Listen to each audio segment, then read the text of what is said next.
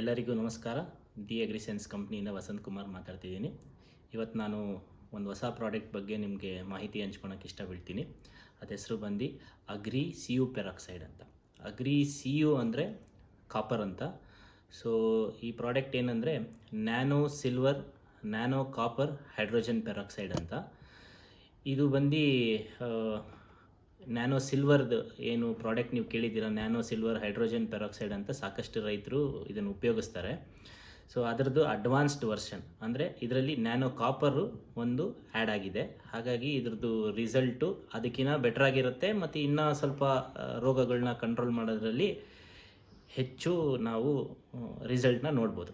ಮೊದಲನೇದಾಗಿ ಇದು ಯಾವ ರೋಗಗಳನ್ನ ಕಂಟ್ರೋಲ್ ಮಾಡುತ್ತೆ ಅಂದರೆ ಇದು ಹೆಚ್ಚಾಗಿ ದುಂಡಾಣು, ಶಿಲೀಂಧ್ರ ಮತ್ತು ವೈರಸ್ಸು ಮತ್ತು ಮಣ್ಣಲ್ಲಿ ಬರೋವಂಥ ನೆಮ್ಯಾಟೋಡ್ಸ್ ಅಂದರೆ ನೆಮ್ಯಾಟೋಡ್ಸ್ ಅಂತ ಹೇಳಿದ್ರೆ ನೀವು ಬೇರುಗಡ್ಡೆ ಹುಳಗಳು ಅಂತ ಏನು ಹೇಳ್ತೀರಿ, ಅದನ್ನು ಕಂಟ್ರೋಲ್ ಮಾಡೋದ್ರಲ್ಲಿ ಇದು ಸಾಕಷ್ಟು ಪರಿಣಾಮಕಾರಿಯಾಗಿದೆ. ಇದು ಸೊರಗು ರೋಗ, ಅದು ಶಿಲೀಂಧ್ರದಿಂದ ಬರೋ ಸೊರಗು ರೋಗನ ಆಗಲಿ ಇಲ್ಲ ಬ್ಯಾಕ್ಟೀರಿಯಾದಿಂದ ಬರುವಂಥ ಸೊರಗು ರೋಗಗಳನ್ನ ಆಗಲಿ ಮಣ್ಣಿಂದ ಅದನ್ನು ತಡೆಗಟ್ಟೋದಲ್ಲಿ ತುಂಬ ಪ್ರಮುಖವಾದ ಪಾತ್ರವನ್ನು ವಹಿಸ್ತದೆ. ಅದು ಅಲ್ದಿರ ನಾ ಹೇಳ್ದಂಗೆ ನೆಮ್ಯಾಟೋಡ್ಸ್ ಕಂಟ್ರೋಲಲ್ಲೂ ಕೂಡ ಹೆಚ್ಚಿನ ಪಾತ್ರ ವಹಿಸ್ತದೆ. ಇದಲ್ದಿರ ನೀವು ಮೇಲೆ ಬರುವಂಥ ರೋಗಗಳು, ಅದು ಬೂದಿ ರೋಗ ಇರ್ಬೋದು ಅಥವಾ ಡೌನಿ ಇರ್ಬೋದು ಅಥವಾ ವೈರಸ್ ರೋಗಗಳನ್ನ ಸಾಕಷ್ಟು ಪರಿಣಾಮಕಾರಿಯಾಗಿ ಕಂಟ್ರೋಲ್ ಮಾಡುತ್ತೆ. ಈ ಅಗ್ರಿ ಸಿ ಯು ಪೆರಾಕ್ಸೈಡಲ್ಲಿ ನೀವು 300 PPM nano silver, 300 PPM nano copper ಮತ್ತು 50% ಹೈಡ್ರೋಜನ್ ಪೆರಾಕ್ಸೈಡು ಇದರಲ್ಲಿ ಕಂಟೆಂಟ್ ಇರುತ್ತೆ. ಓಕೆ, ಇದು ನಿಮಗೆ ನ್ಯಾನೋ ಸಿಲ್ವರ್ ಹೈಡ್ರೋಜನ್ ಪೆರಾಕ್ಸೈಡಲ್ಲಿ ಮೊದಲು ಒಂದು 500 to 1000 PPM ನ್ಯಾನೋ ಸಿಲ್ವರ್ ಇರ್ತಿತ್ತು, 50% ಹೈಡ್ರೋಜನ್ ಪೆರಾಕ್ಸೈಡ್ ಇರ್ತಿತ್ತು. ಈಗ ನ್ಯಾನೋ ಕಾಪರ್ ಇರೋದ್ರಿಂದ ಕಾಪರ್ ಪ್ರಾಡಕ್ಟ್ಸ್ ಯೂಸ್ ಮಾಡಿ ನಾವು ಬೇರೆ ಬೇರೆ ರೋಗಗಳನ್ನ ಹೇಗೆ ಕಂಟ್ರೋಲ್ ಮಾಡ್ತಿದ್ರೋ, ಈ ನ್ಯಾನೋ ಕಾಪರು ನ್ಯಾನೋ ಸಿಲ್ವರು ಮತ್ತು ಹೈಡ್ರೋಜನ್ ಪೆರಾಕ್ಸೈಡ್ ಜೊತೆ ಸೇರಿಕೊಂಡು ಅದಕ್ಕಿಂತ ಎಫೆಕ್ಟಿವ್ ಆಗಿ ಅಂದರೆ ಅದಕ್ಕಿಂತ ಚೆನ್ನಾಗಿ ನಿಮಗೆ ರಿಸಲ್ಟ್ ಕೊಡುತ್ತೆ. ಇದು ವೈರಲ್ ಕಂಟ್ರೋಲ್ ಕೂಡ ದೊಡ್ಡ ಪಾತ್ರ ವಹಿಸ್ತದೆ. ಈಗ ನಾನು ನ್ಯಾನೋ ಕಾಪರ್ ಏನು ಮಾಡುತ್ತೆ ರೋಗ ಕಂಟ್ರೋಲ್ ಮಾಡೋದ್ರಲ್ಲಿ, ಸಿಲ್ವರ್ ಏನು ಮಾಡುತ್ತೆ ರೋಗ ಕಂಟ್ರೋಲ್ ಮಾಡೋದ್ರಲ್ಲಿ, ಮತ್ತು ಹೈಡ್ರೋಜನ್ ಪೆರಾಕ್ಸೈಡ್ ಹೇಗೆ ರೋಗ ಕಂಟ್ರೋಲ್ ಮಾಡುತ್ತೆ ಅಂತ ಒಂದು ಸಣ್ಣದಾಗಿ ಮಾಹಿತಿ ಹಂಚ್ಕೊತೀನಿ.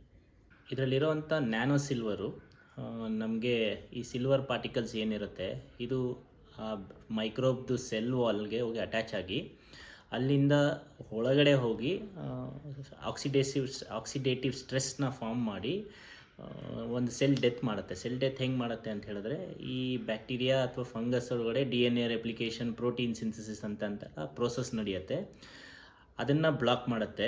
ಆ ಪ್ರೋಸೆಸ್ ಬ್ಲಾಕ್ ಆದಾಗ ತನಗೆ ತಾನೇ ಬ್ಯಾಕ್ಟೀರಿಯಾದು, ಫಂಗಸ್ದು ಅಥವಾ ಪರ್ಟಿಕ್ಯುಲರ್ ಸೆಲ್ದು ಡೆತ್ ಆಗುತ್ತೆ. ಈ ಥರ ಒಂದು ಕಂಟ್ರೋಲ್ ಮಾಡುತ್ತೆ. ಇದಲ್ದಿರ ನ್ಯಾನೋ ಸಿಲ್ವರು ನಮ್ಮ ಗಿಡಗಳಿಗೆ ಏನು ಮಾಡುತ್ತೆ ಅಂತ ಹೇಳಿದ್ರೆ, ಒಂದು ಸೀಡ್ ಜರ್ಮಿನೇಷನ್ ಅಂದರೆ ಮೊಳಕೆ ಬರೋದರಲ್ಲಿ, ಗಿಡ ಒಂದು ಮೊಳಕೆ ಹೊಡೆಯೋದ್ರಲ್ಲಿ ತುಂಬ ಸಪೋರ್ಟ್ ಮಾಡುತ್ತೆ, ಒಳ್ಳೆ ಮೊಳಕೆ ಬರುತ್ತೆ.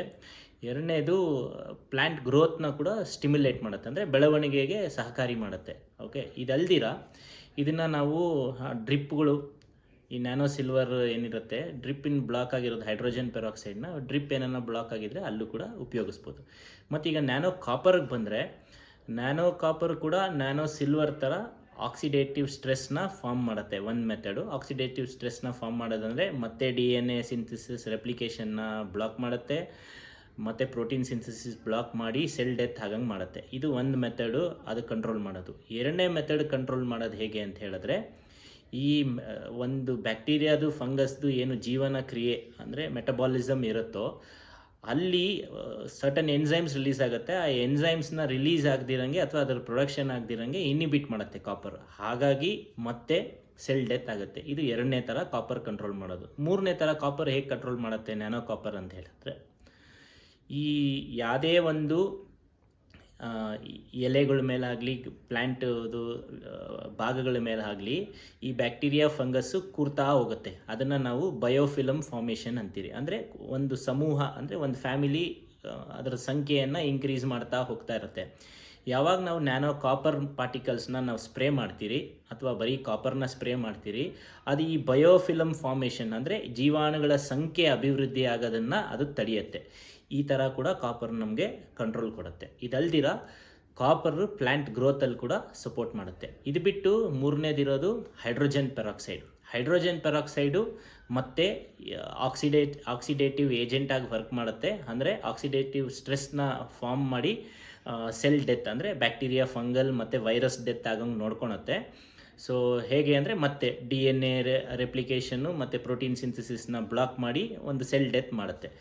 ಈ ಥರ ಬ್ಯಾಕ್ಟೀರಿಯಾ, ಫಂಗಸ್ ಎಲ್ಲ ಮತ್ತು ವೈರಸ್ನ ಕೊಲ್ಲೋದ್ರಲ್ಲಿ ಮತ್ತು ಆ ರೋಗಗಳನ್ನ ಕಂಟ್ರೋಲ್ ತರೋದ್ರಲ್ಲಿ ಈ ಮೂರೂ ದೊಡ್ಡ ಪಾತ್ರಗಳನ್ನ ವಹಿಸುತ್ತೆ. ಈ ಮೂರನ್ನು ಒಟ್ಟಿಗೆ ತಂದಿರೋದ್ರಿಂದ ನಿಮಗೆ ಒಳ್ಳೆ ರಿಸಲ್ಟು ಹೆಚ್ಚಾಗಿ ಸಿಗುತ್ತೆ.